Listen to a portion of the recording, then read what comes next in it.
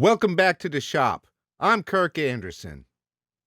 Now this week's video is part 1 in making a sound machine, or as the original creator calls it, the Apprehension Engine. It's a sound machine that was designed to make eerie sounds for like horror movies.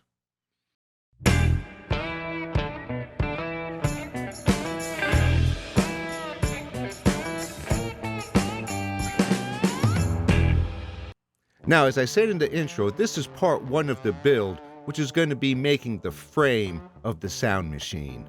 Now, this image shows an almost completed machine, but as most carpenters or woodworkers know, the strength of any structure comes from the foundation and the frame.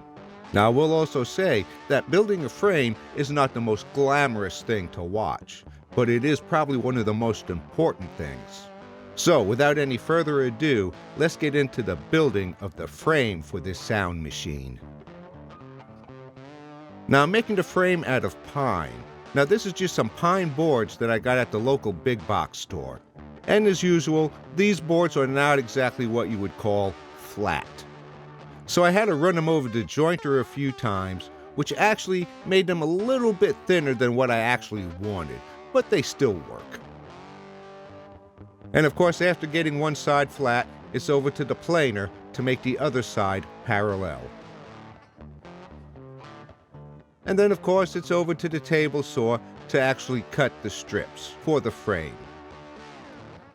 And then also at the table saw, using the cross-cutting sled I made a little while back, I cut the strips down to the sizes I need.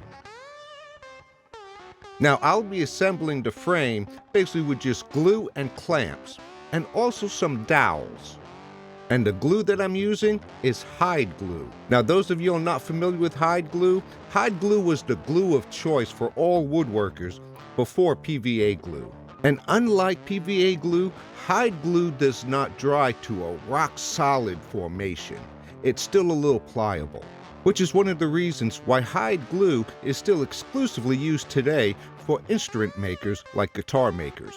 And since this sound machine is basically a musical instrument, I figured I'll use the hide glue. Now, to assist me in building the frame, I made this little jig that's so I can clamp pieces down. Now, I will have to say that this jig didn't work out totally the way that I had planned it to work, but it actually did help in other aspects of building the frame that I didn't anticipate. Now, with any build that you're using really just glue and clamps, you want to make sure that you get a nice film of glue on there. Now, this is one of the aspects that the jig really came in handy, is being able to assemble the pieces at a perfect 90 degrees.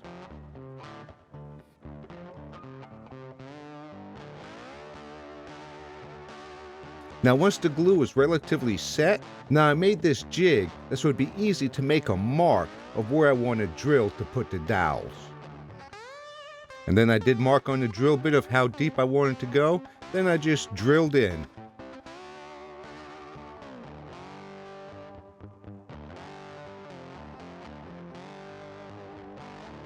Just put a dab of glue in the hole, and then put a little glue on the dowel,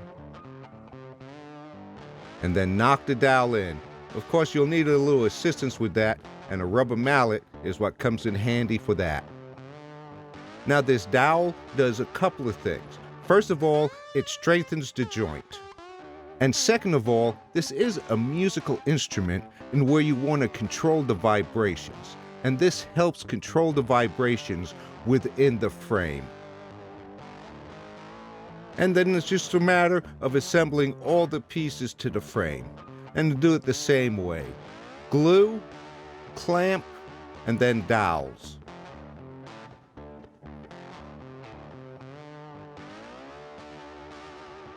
Now, of course, once the glue on the dowels dry, you need to cut the dowels flush. And for this, I'm using my Japanese style flush saw.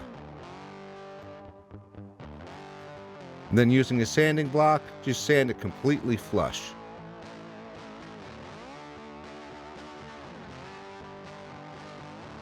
Now, I didn't show putting every piece together, but here is what the side of the frame looks like with the dimensions of each piece.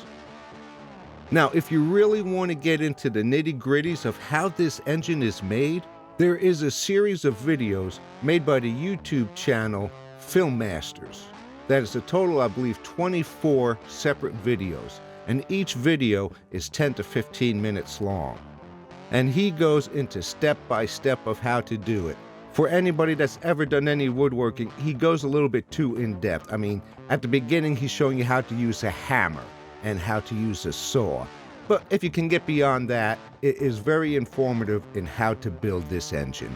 And I'll have a link down below to his YouTube channel. Now, once each side is complete, now it's time to join them together. And I'm just using the same stock material, and it's cut at about 43 centimeters. Now, I will say this, the length of these boards was determined by the reverb tank that I purchased that will be going into the machine. And again, the assembly is the same as I've been doing the whole time. It's just glue and clamps. I'm not using any fasteners, be it nails or screws, in the building of the frame.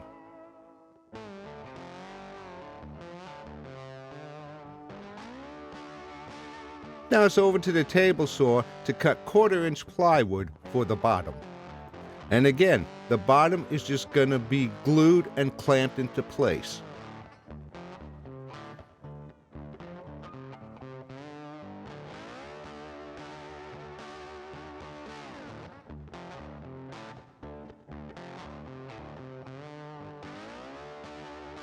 Well, that should be enough clamps to get it nice and secured. Now, I actually did cut the bottom oversized on purpose. So I just pulled out the old palm router with a flush cutting bit to cut the bottom flush with the frame. Now on the left side, there are a few more pieces that need to be attached. And these are being attached in order to support the guitar necks that will be added much later. And again, they're just being inserted with glue, and then they'll be clamped in. Now they are a little tight because they were cut exactly the same dimension and at the same time as the other pieces. So it does need a little bit of persuasion to get in there. And actually it's so tight that there's really no need to put a clamp on there, but I put a clamp on there anyway. So one piece goes on the side, and then there's another piece that goes on the top. Well, that concludes the part of building the frame for this sound machine, or horror sound machine as I call it, or the Apprehension Engine as it was called by the creator. Now I'm actually making this for a friend of mine who produces and directs films. And he came to me and said, "Hey, I saw this, could you build one of these?" And I was like, well, let me see what I can do. Well, I hope you enjoyed this video, and stay tuned for upcoming videos on completing the build of this horror sound machine. And if you would, give the video a like, and don't forget to subscribe to my channel if you haven't already. And as always, all you woodworkers out there, just get out there and cut some wood.